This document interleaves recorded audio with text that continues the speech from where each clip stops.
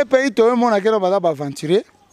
Mieux vaut justice na biso soke senge akokende ndima. Ce pays bagbo yo na zobima. Blegude yo na zobima. Bemba to kanse ba kokende ko garder bemba mutu ezala ya pio. Bage kuna ba pelisi su mutu ambe ya bemba comme ko déraisonner dans beaucoup de choses. À quoi bon? Il avait from. To comme isko bato crédible au français soka bandi aux onsi nanza monsieur. Ton monsieur là-bas, gilet jaune chaque jour 84 000 personnes marchent à 500 000. Mais chez nous, ici, notre président est calme. Un bon rassembleur, tu as l'esprit d'écoute. Oza, Mutu, Oyo, il y a Boanya Mingi.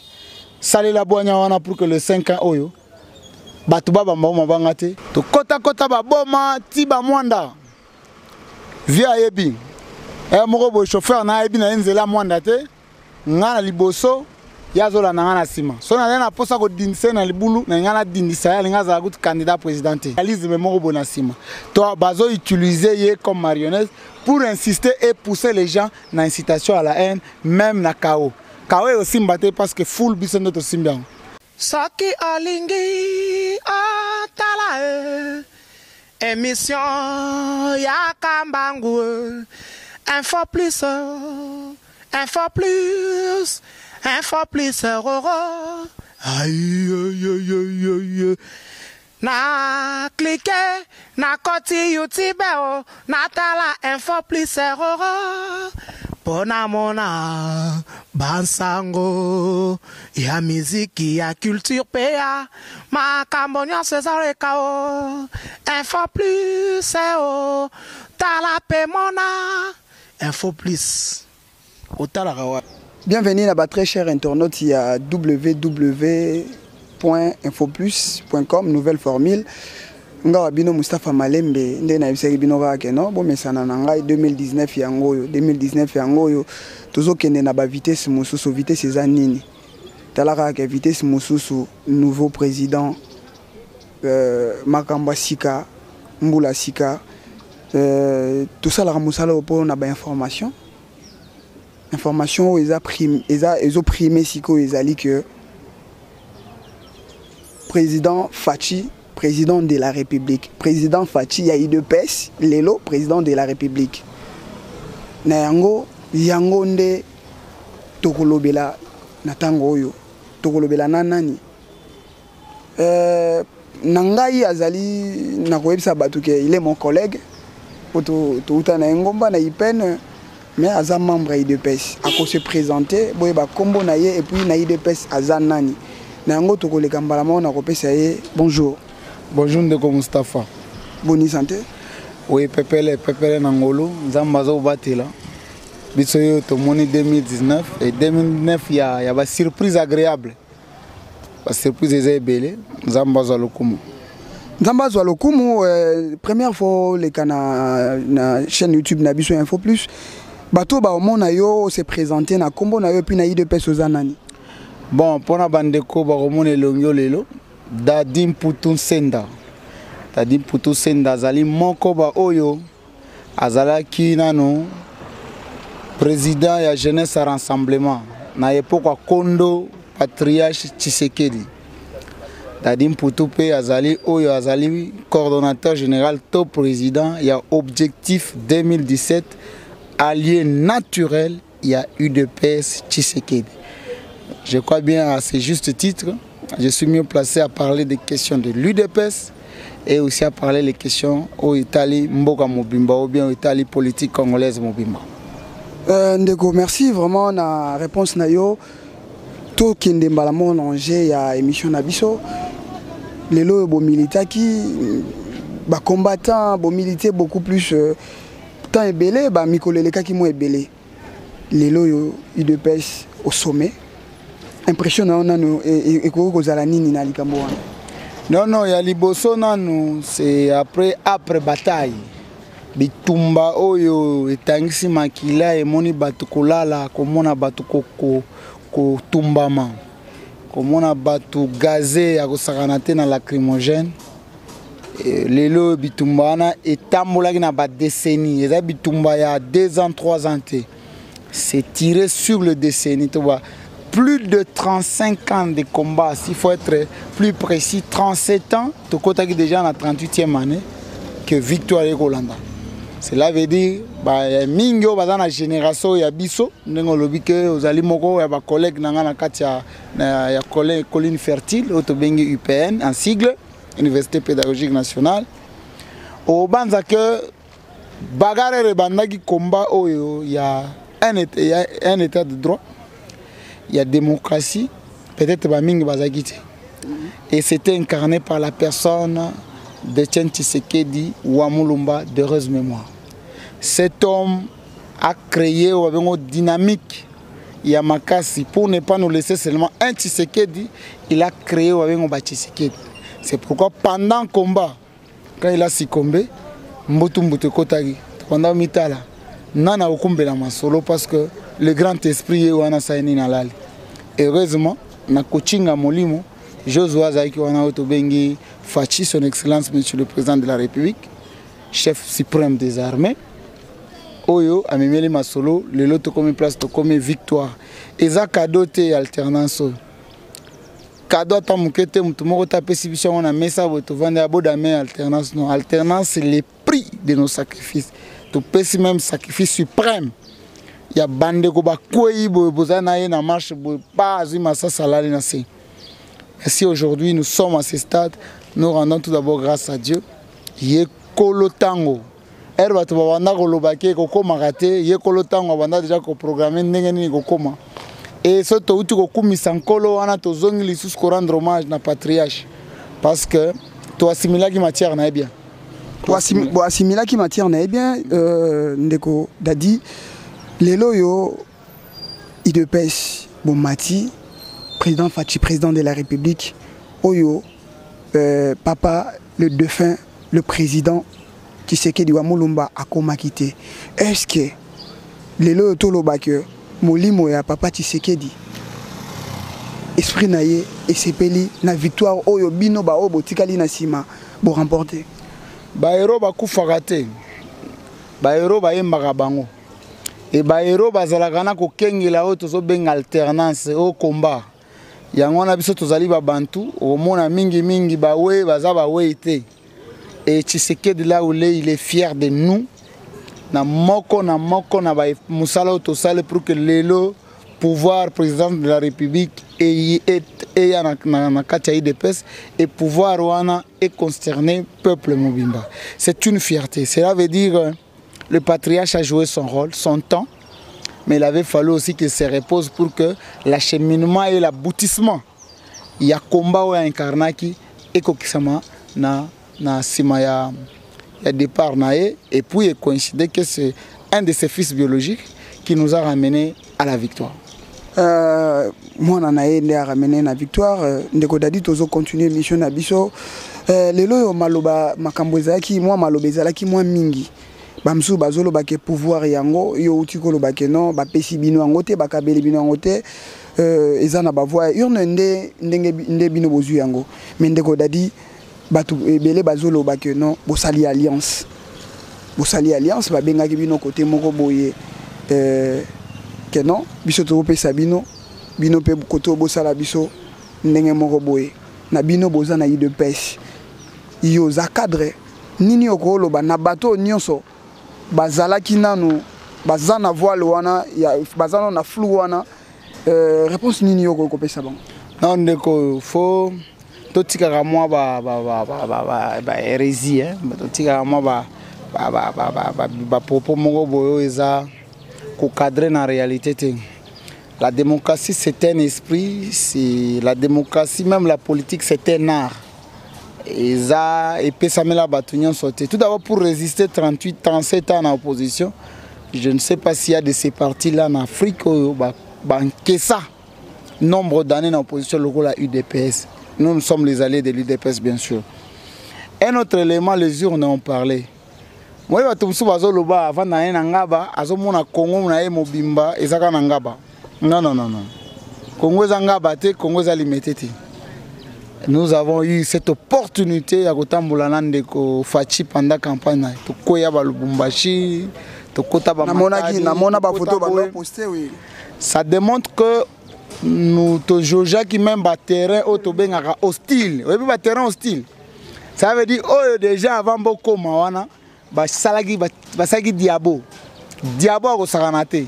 To so bokiti oza bato esprit te, boza ba vrai combattant te, bokobattre campagne te. Tokitaki na faci na bamabele sensible oyo esalaki ke bao babanda kobude biso ere tobanda koya bandimi biso na nsima. Yango wana nayebisaka bato bokanga bapropos nanga. Là où les autres babanda kokanisa bazalaki makasi, biso tozalaki wana. Mais place biso tozalaki makasi, bamusu bazalaki te. Or, en termes électoraux, tu vas comprendre que nous étions forts et on méritait de gagner haut le main ces élections. Il y a eu beaucoup de sondages à Bercy et Betaki. Ce qu'on a les sondages à Bercy, c'est presque les résultats des urnes. 38% qu'on sort. Nous, ce naviguer, cela veut dire, même les experts en matière, il y a sondage, prédisaient déjà qu'on devait remporter au moins minimum acceptable 38%. Nous avons un deal, non, ils ont deal. Kabila ne nous a pas donné, bon, nous avons gagné dans les urnes. Pour protéger. Non. Il est citoyen, c'est un ancien président de la République. Automonique par sa promptitude. Vous comprenez? On peut savoir un exemple de promptitude. Tous en a croix, na ekulusu. Demi-ibi, kolo na katikati. Moko le bino, yoga nga trop mwana nzambe bani. Ngonga ngopes, om s'en sortir. Azo chola main avant la douleur. Moko oh ya. Biso so tozo yoga ba douleur, c'est parce que to ibaki. Comment go déborder boy? Mbala moko profiter boki bo. Non, kanisanga. Moni promptitude na e. Kabila, ce qui est vrai, bato na biso nyonso bakufaki. Ils ont sous masolo na parce que ils yenda zaki président de la République bana mai badae bani. Mais promptitude na na sous kalobi na se sauver ata mo muke. Abino alternance ngo na fongolige ngana benda. Nous ne pouvons que le rendre hommage na niveau wana et puis to suki wana.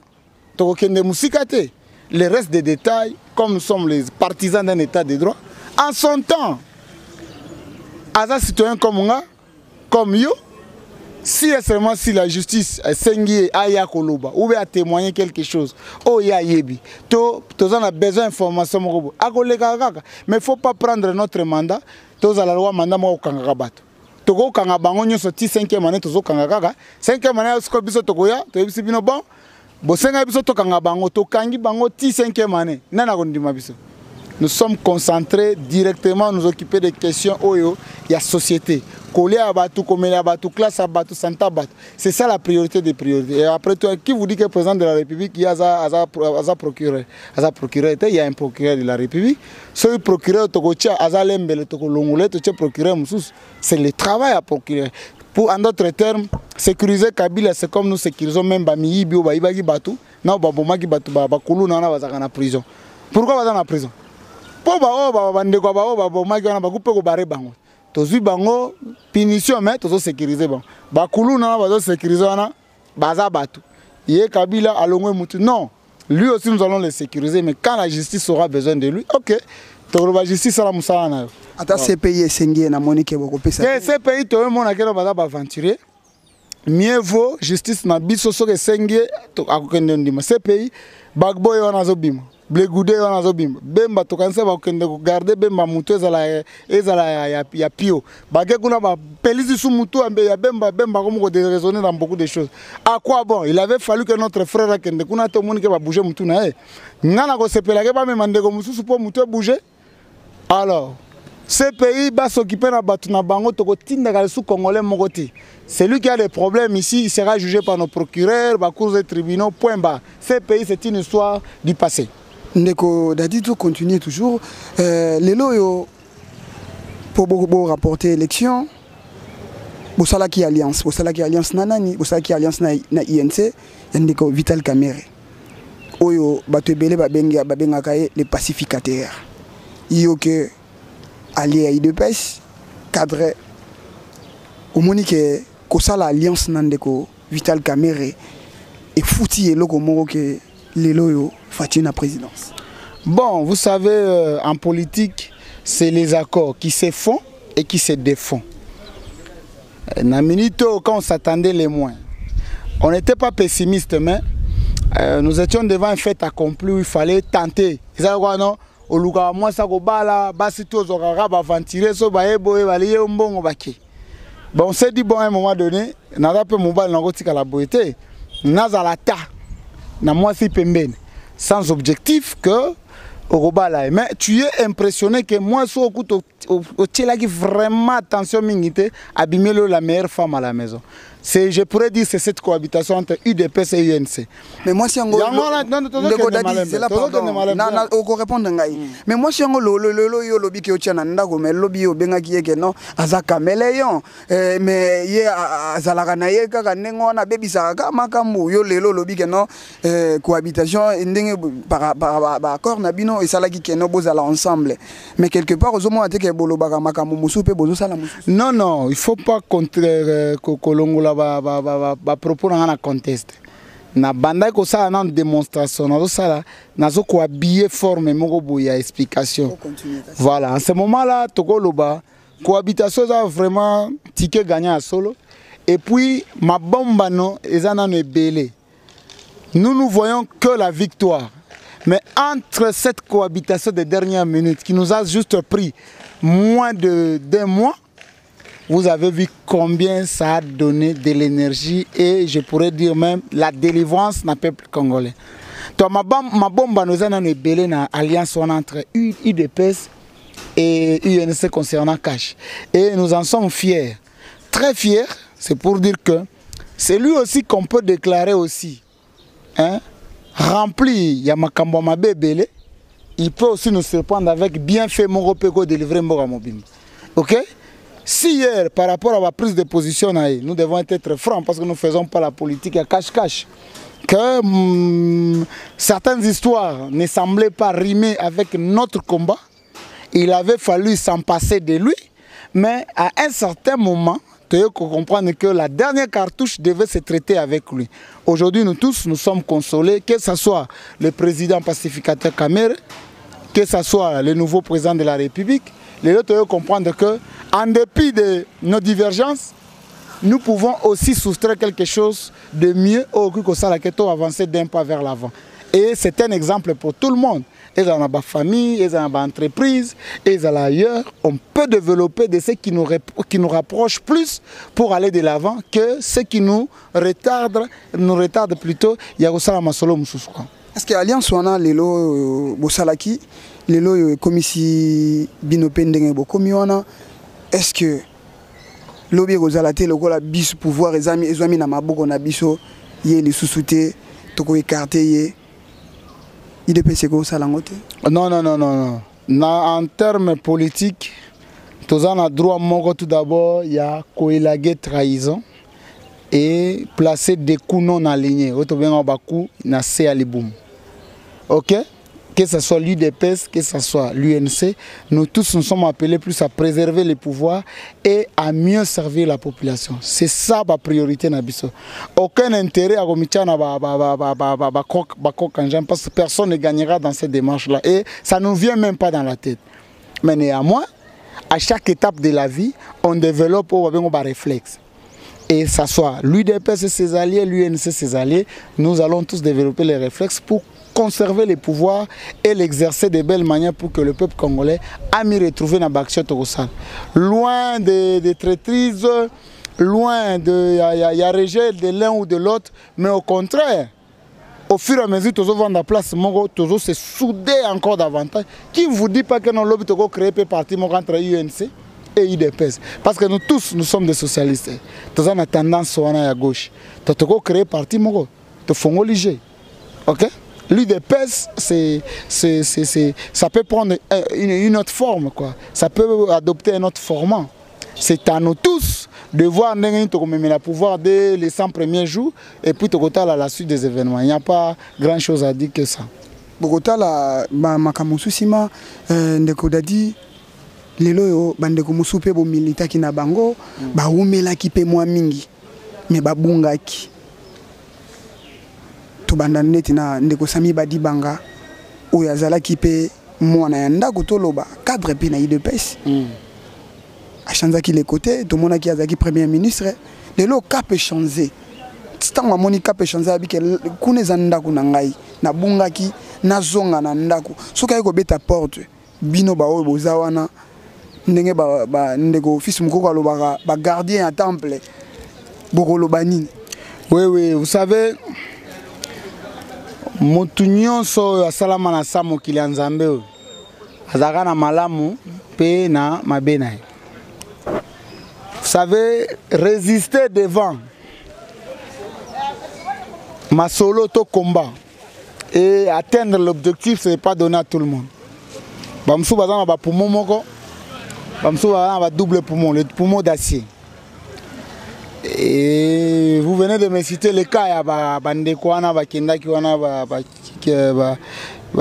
ndeko Chibala na ndeko Sami et puis tant d'autres bazebele. L'UDPS azana ba organe na ya ko repêcher, ko récupérer ceux-là qui se remettent à l'ordre. Au barrier, ba reconnaître ba faute na bango, ba reconnaître ba coup malsain au ba beta qui parti à une certaine époque. Et l'UDPS a toujours cette logique là, il y a que sa bango na base, bazonga kana ba cellule. C'est après avoir démontré encore que bazongi na cellule ba commis réellement batu yasika, l'UDPS peut encore le donner ba charge moussous. Mais on ne peut pas mettre ça, mettre la charrue avant le bœuf. Mais le président de la République n'a rien à voir avec l'UDPS. Aussitôt élu, il n'est plus président de l'UDPS. On est très mal, Jean-Marc Aboun, le CG. Oh, tu as dit que dernièrement, la présidente de la République va boire Kota. Non. Bino boye ba relation ça pas politique. Et puis vous c'est ignorer, ne pas connaître Jean-Marc et le président Félix Tshisekedi. C'est faut pas, vous êtes de la presse, faut jamais relayer rumeur sans fondement. Jean-Marc Aboun, c'est tout d'abord la deuxième personnalité. Au moment où le président a élu la première personnalité, il y a parti présidentiel. Parti Oyo, et ça a regorgé comme président de la République. C'est à tout moment, s'il y a un besoin nécessaire, un besoin, où mérité que rencontre physique et salam. Tu comment on a WhatsApp, non? Pour voir un président de la République, un ami na WhatsApp, voilà, ta réseau Zalaki appelle les Zalaki. Ça c'est un faux débat. Béatrice Ouana, tous les rapprochés. Il y a président de la République, Bako Kota, Bako Bima, calmement sans être dérangé. Et ce n'est pas Jean-Marc Aboun qu'on pouvait faire ça. C'est une histoire fondée de toutes pièces. Quand on a Facebook, Jean-Marc Aboun dans le Bibo, Jean-Marc, moi na batu. C'est quelqu'un de serein, quelqu'un de cohérent. Quelqu'un de cohérent et je pourrais dire, comprendre maintenant pourquoi quand les gens cherchaient à l'époque, il y a fait président Tshisekedi, d'heureuse mémoire, que non, Longola Jean-Marc, habité, beau boxer, beau bête, un bowling. Tu vois un prophète à mon déjà. Combat gotika. Il faut dur esprit pour ramener les gens vers quelque part. C'est pendant le règne en tant que secrétaire général à l'IDPS que l'IDPS a récupéré la magistrature suprême. Et qu'est-ce compte? Parce que c'est lui qui gère au quotidien le parti. Il gère au quotidien le parti. Bref, on pouvait tout dire sauf moi bêtise. Moi j'appellerais bêtise quand. On a 2 jours, il y a prestation à serment. Zozela, monde entier, Zozela.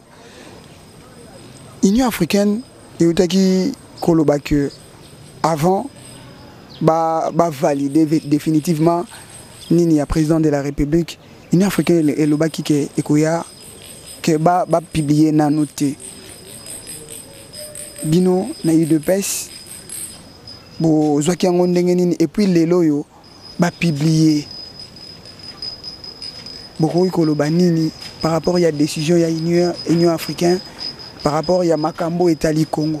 Non, vous savez, il y a toujours, dans tous les cas figure, il y a toujours un excès des ailes. Un excès des ailes. Il ne sait pas que là où se limite sa liberté, c'est là où commence la liberté des autres. Et ça, structure africaine, au État, il y a qu'à s'accrocher. Il y a des valeurs qu'il faut défendre, mais il y a de ces choses où l'Union africaine ne peut pas se permettre par l'entremise d'un président ou 2, 3, 4 présidents, ça, cour constitutionnelle d'un pays que sur soi non résultat avant biso délégation c'était une insulte Et to banda ozela Kagame na noya. Tout le monde a dit que ça a aéroport, tia comme on a parlé de la nation. Et heureusement, il a compris qu'il n'y avait pas de place pour l'accueillir ici. Et le président Facha a bossé même 2 ans à mandat, à l'Ekakawate, à Soukakashi Bango na Rwanda, même après mandat na l'Union africaine, avant d'Akuna l'Ekawate. C'est quelle audace, c'est quel manque de sérieux. Qui a dit que la souveraineté est abattue? Il faut être mise à mal parce qu'il y a un groupuscule, il y a des dictateurs. Et puis cette histoire-là d'aventurier, l'Union africaine, la plupart, ce sont des dictateurs. Ce que nous venons de faire, c'est une leçon. Une leçon. Tolinga ki soki biso IDPS tozaki mitema moto moto. Tolinga to simba mandoki kala. Tolinga to sala ndenge bango basala ka to beti masas biso to pouvoir. Mais tokanga mutema to jouer na stratégie à contre-mur. To poussi bango ti nambila. Parce que vous bravez avec Kabila, le président sortant. C'est un militaire formé. Cela veut dire qu'il est en train de laisser une armée, laisser service à renseignement, laisser la banque centrale et tout. Dans ma boko, il y a un civil qui lui a juste battu dans les urnes. Vous ça, c'est une addition d'un combat bien fignolé et mieux maîtrisé. Parce que comment on maîtrisait bien au Soukananzel. Et aujourd'hui, au moins, tu as comme une victoire avec beaucoup d'aisance. Comme la victoire, tu as par exemple Afdel. Bolimbisa, na fongol parenthèse na kanyi. Afdel est outi na Zamba, bazaki na santé le roi bisoboité. Soke na mouvance présidentielle, okuta bango na ba bout bani. Biso tozo kota na présidence, na mouvance présidentielle, margué bagarre à 37 ans, quand même, moi ça va. Ça va déjà, ça va. Moi, ça va. Ça veut dire détermination na biso et empêcher que biso to bosser. Mais bah ya ba bunay na Zamba na ba bout, bazaki kutu na formeté. Mais quand même, ça veut dire j'ai voulu relever ma solo pour que les gens comprennent que oh maîtriser tes cocotate, oh maîtriser tes kosala qui enquête. Kagame na bande na balinga basala ki enquête. To lagisi bango tobi batu na bino bozo défendre na bozo ngo côté là, baza rien sur le terrain. Au moins depuis Facha Bimi président de la République. Au moins batu calme. Même Kabila na armée na ya bimaka na 2006. Et Kabila Bimi en 2011. Ero neza bo ba 10 pesos tambola bo ba pasebela na mamote. La qui en place ba 10 pesos tambola pour que mboka za la kimia. Le peuple a sécurisé victoire na ye. Et puis tozo ebisa batu. Oh bazo douter encore que victoire les victoire à Irnete. Ba ça la blague. Même assemblée na bino bozo lo ba wana j'anticipe ça majoritaire. Soki baza majoritaire va voter loi Mabe. Biso toko ya 500 à 1 million liboso ya palais du peuple. Toko bloquer bango biso libanda. Bo changer loi na bino. O ya go bim, o alinga bima na 4, il faut changer. Et puis ba go changer. Et ko zalaka coup sur coup, vrai coup sur coup ya ngwana. O baza majoritaire bravo. So vous votez loi Mabe. Biso toko ya 1 million to telemi na palais du peuple. Boko kendete. Vous devez changer. Cela veut dire que vous avez affaire à un président populaire. Un président qui va manœuvrer, manœuvrer tout un peuple. Et nous attendons de tels scénarios au tournant parce que nous portons la mention, il y a gardien de l'alternance. Nous sommes les gardiens de l'alternance. Alternance, bien et nous donnons, nous avertissons quiconque, députés provinciaux, sénateurs en vue, députés nationaux, ne pensez pas que vous va aventure en parlement. Fatia va intervenir dans le dernier ressort. Vous votez pour la Mabe, loi Mabe, biso yindeli bino kuna 2 millions de personnes libanaises. Oh bimela ku kenzelani. Ça c'est un schéma, va se préparer nango. Et puis à la so vous votez loi Mabe to biso Fatia qui tient un salaire na ba. Vous votez tozo qui ti bo tika 500 bango nyeso ba okima kuna batiki nani. Parlement pour les allez. La vie continue. Hein? J'ai voulu relever beaucoup de faits au même moment tout d'abord pour fustiger le comportement de cette groupuscule ou un dictateur. Kagame va nous dire quoi? Plus de 20 ans au pouvoir. Hein? Idriss Déby, combien d'années? Plus de 20 ans au pouvoir. Ok? Pour ne pas citer notre vieux, Sassou Nguesso et consort. Ce sont des vieux qui ne veulent pas lâcher, mais La promptitude, il y a dernière minute, côté le président sortant Kabila, qui sali que les lots sans que Massa Sebeta, Kimia Namboka, la vie continue, les 24 prestations, passation du pouvoir, prestations à serment, Astre Tamboli. Pour me rendre compte, pré-séance, bose la joue, on a prestation à serment. Président Kabila, on a Taliboso, avant. Président maintenant de la République en fonction, hier, à Zoya Batunion, sur la télé. Ah non. Vous comprenez, l'on a vivant depuis qu'on a indépendance, bou, Raïs a télé, Banini, Chilo Moscou, le nouveau président. C'est ça la beauté de la démocratie. Et il fallait qu'on en vive. Et puis, on a posé à vivre en moins et belé. Et après, il faut que à télé, Moutoumoussou Bassarine à côté. Elle Moussou à Kokende, Moussou, tous en bango ta 5 batana. Mais on Kabila na ba justice na botika enant.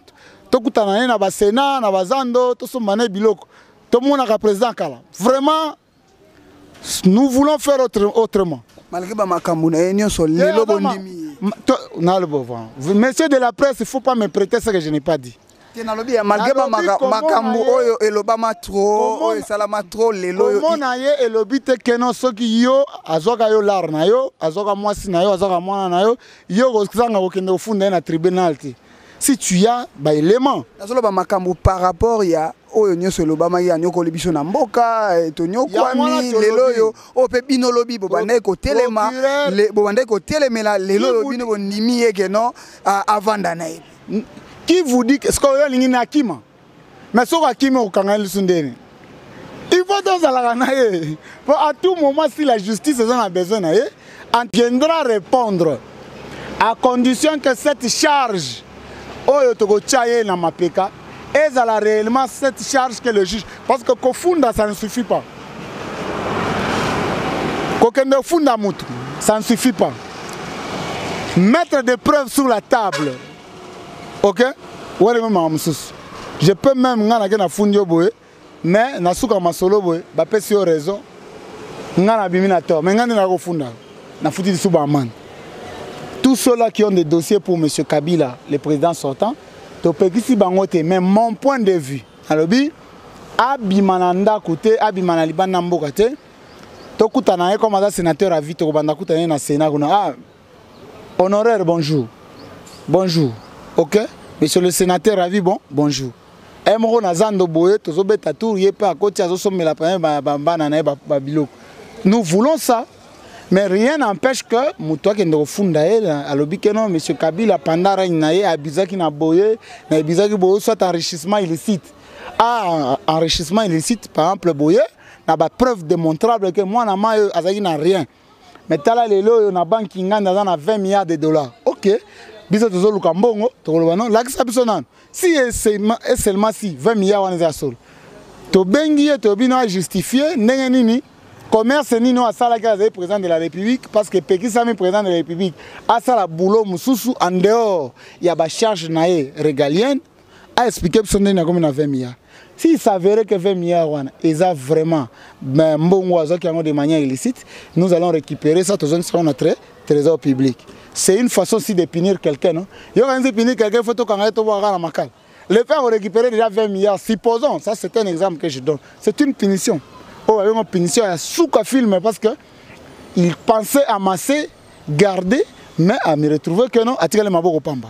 Mais s'il y a d'autres cas, il y a la tuerie ou soit banini, nous voulons juste assurer qu'on a un état de droit. Un état de droit, c'est quoi? Même les coupables, ils ont mérité dans le koyokama. Et puis, après koyokama, si réellement si à se défendre bien, allez, nous pouvons l'arrêter ou bien le sanctionner. Tozo cité déjà l'émission Nabiso, mais Nabandeko ya Lamuka, oyo beaucoup bozalaki na bango na course, oyo pe dossier komakiti na Cour suprême. Le verdict est quoi? Président Fachinde, président de la République, bandeko wana batikali na ngamo mosusu. Na côté na bino bokoyi kolobani n'étant que biso nyon sotoza ba congolais. Non non, pas na bango tozo senga bango ba revenir kana na bon sens. Et bon sens c'est que na bango ba dans fair play. Na opesa bango lisese moko muke. Ba comprendre et puis ba kangango libéra. À une certaine époque, c'était vers 80, Coupe du monde. Oyo, Maradona Tchakabi na loboko babengango la main de Dieu. Biwana et pekisaka teke Argentine comme champion du monde. Ti lelo na palmarès totanga ka coupe wana kenda Argentine. Je voulais dire quoi? On ne peut pas du moins ignorer tout d'abord de l'ancrage de l'UDPS, de son meilleur joueur qu'il a aligné, Félix Tshisekedi, et de ses atouts qu'il a persuadé pendant la campagne électorale. À ce juste titre, même ici na mitu na bango, babanda ou bazo boulé que bango va gagner, à ce juste titre, on va comprendre que victoire d'une manière ou d'une autre, bateau va s'en mériter. Fair play oblige, à ton côté ici demande na FIFA.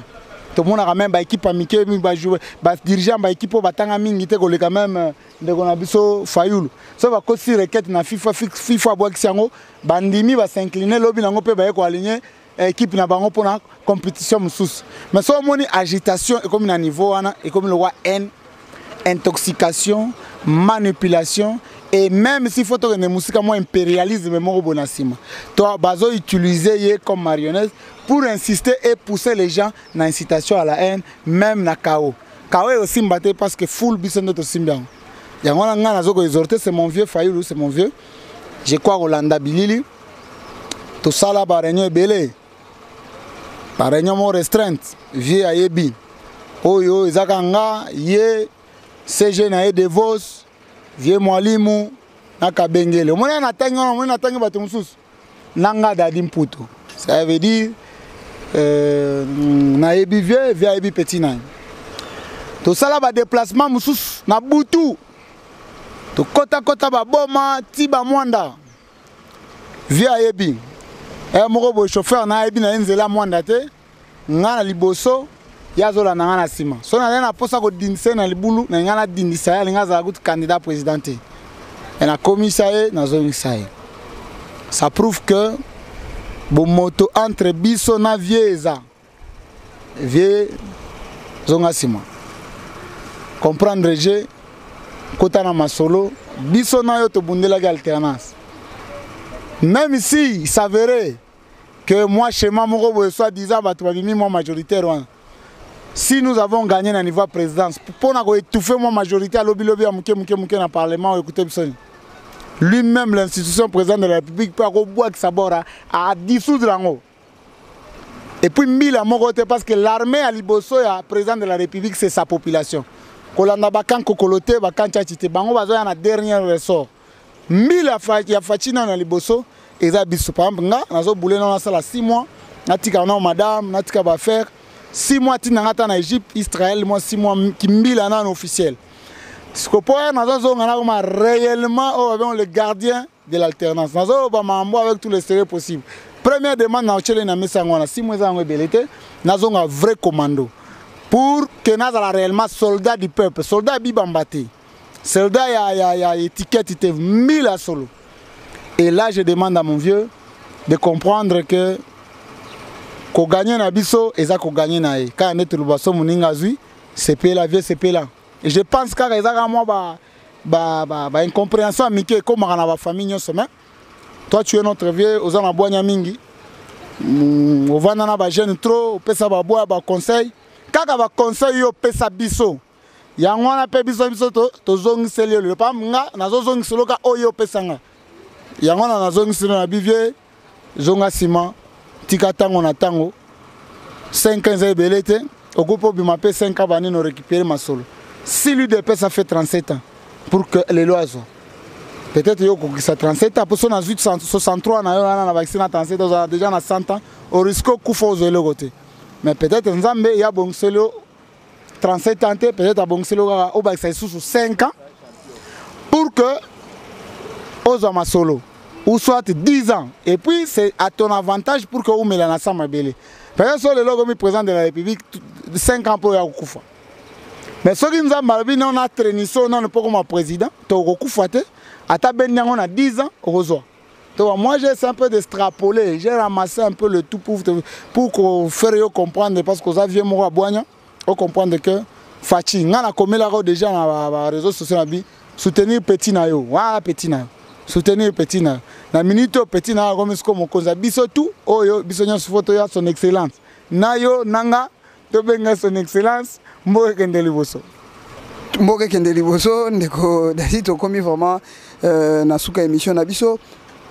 Question mosusu ye pour to chiter vraiment yango on appelle to ko chitele bato nyonso lobi to babenga maki ba combattant oyo babandaki ko militer libanda mboka pour na alternance oyo lelo yo masole zongi na mwana mboka dossier wana na bato ba Holanda yo na bandeko wana pe ba Holanda yo koloba na bango nini po baze belé moya otanga bakombo ya te. Non bazonga tout d'abord kopo ya ba koluka exil wana na simayi de pes na mone sili po sili to ya musique ebeta na pote wana za ba solo musu to ko bongsango to ko régler en rapidement. Après tout le Congo c'est pas la musique hein. Nous avons beaucoup de choses à faire, il y a bien les sous-sous. Tout le but est que la musique est apportée. Les politiciens peuvent belé, babande ko kende pe poto. C'est ça dans un problème particulier kende kuna bo régler entre frères et sœurs, il faut pas généraliser. Je voulais juste dire à tous ces combattants. Quand je parle de combattants, c'est là qui étaient militants, il y a eu des personnes qui sont kende poto. Na minute marambangunde sili. Pour mboko yo bobanda kima parce que babanda au traquer biso vous n'avez pas tort pour ebele ya biso pe ba kufi. Je suis très content de Béatrice wana bana poto bazo ya trop. To so na ngina comptabiliser bango so baza par exemple 1000. So mutuna mutayeka na 10000 pour que à investir dans moi domaine au niveau assez mutuna muta récupérer 5 personnes. Je crois bien moi na bango déjà chômage au salin et go diminuer moi muke. To ba ebele mangwangu de salin et si. Malheur peut-être na bango na ba dossier na bango za sous traitement. Déjà mundela kozaka ba dossier na lingeli biso atineli biso awa et puis biso to koyamba bango bien. Ça c'est un élément.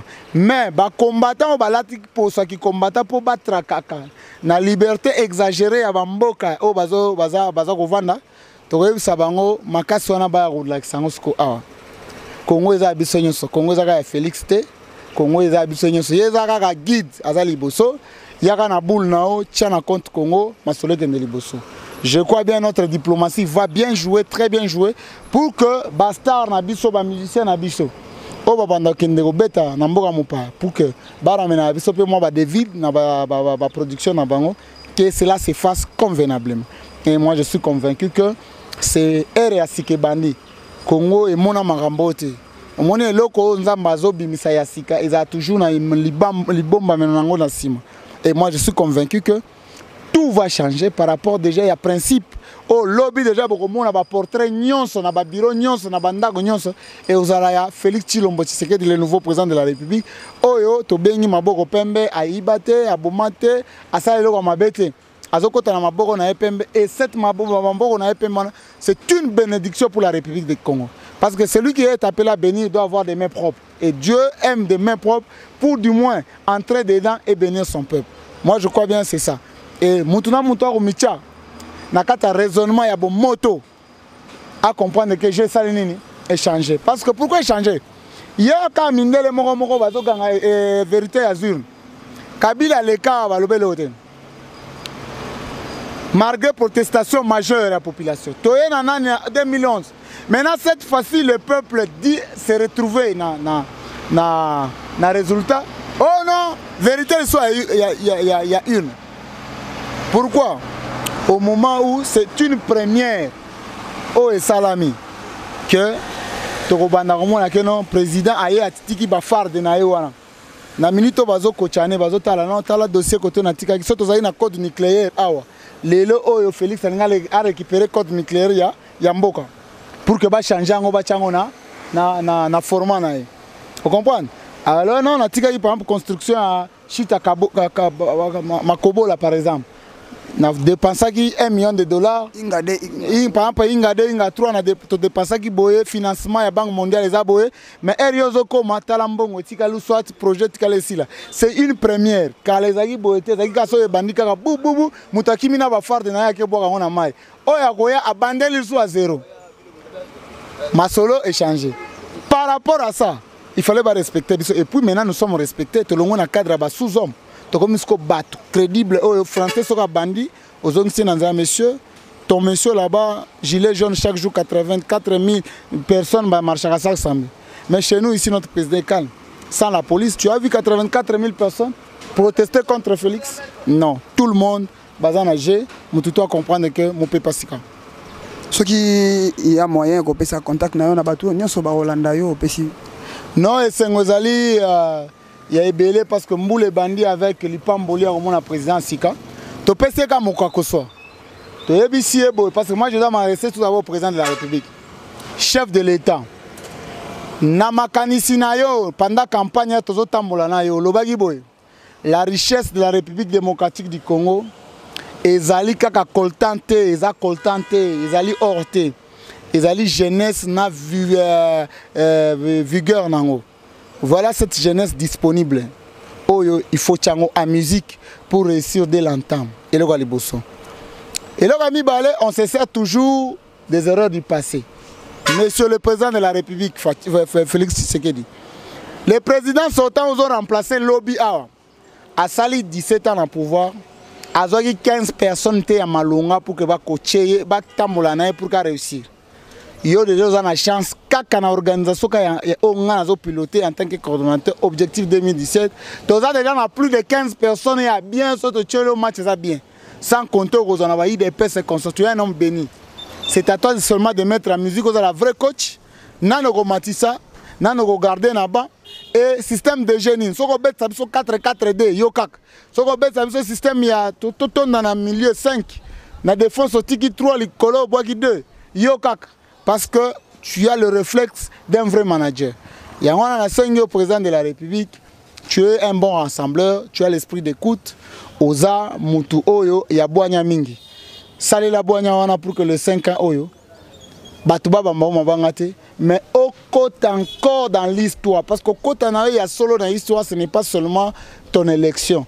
Kokota ya solo, c'est là où tout le monde a échoué, comme il y a 4e, 5e président et aux alliés qui inauguré 4e république, ont démontré de quoi vous êtes capable. Encore une fois, monsieur le président, bonne chance. Tous ce qu'on appelle le peuple congolais.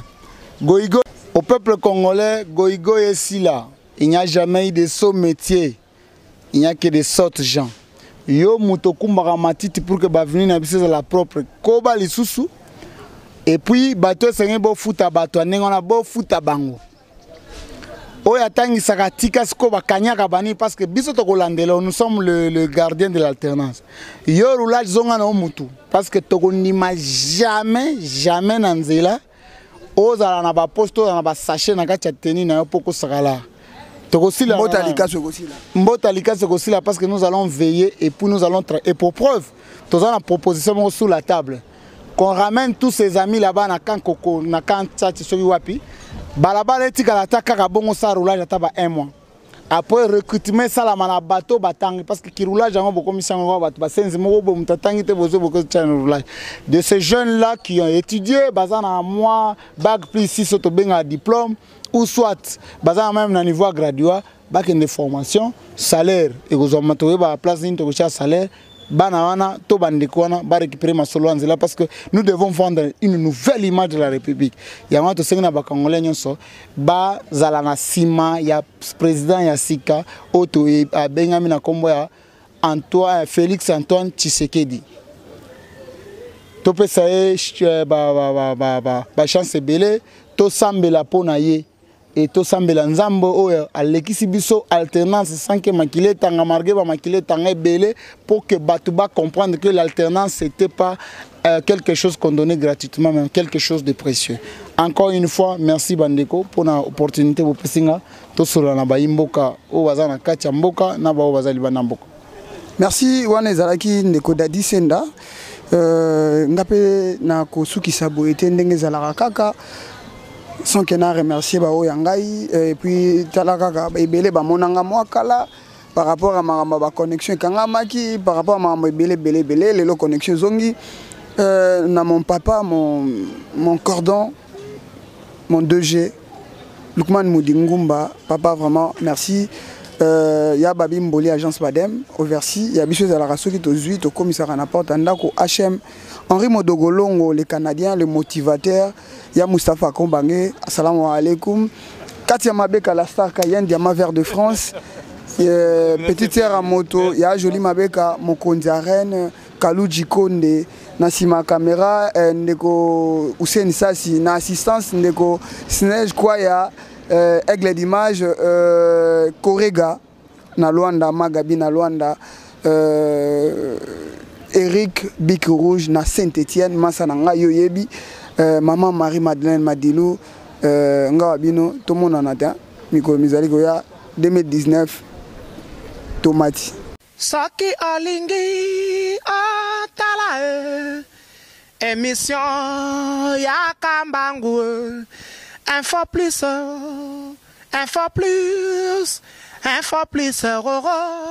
aïe aïe aïe aïe na cliquer na koti YouTube na tala info plus pona mona bansango ya miziki ya culture pea makambonya cesare kao info plus tala pe mona info plus otala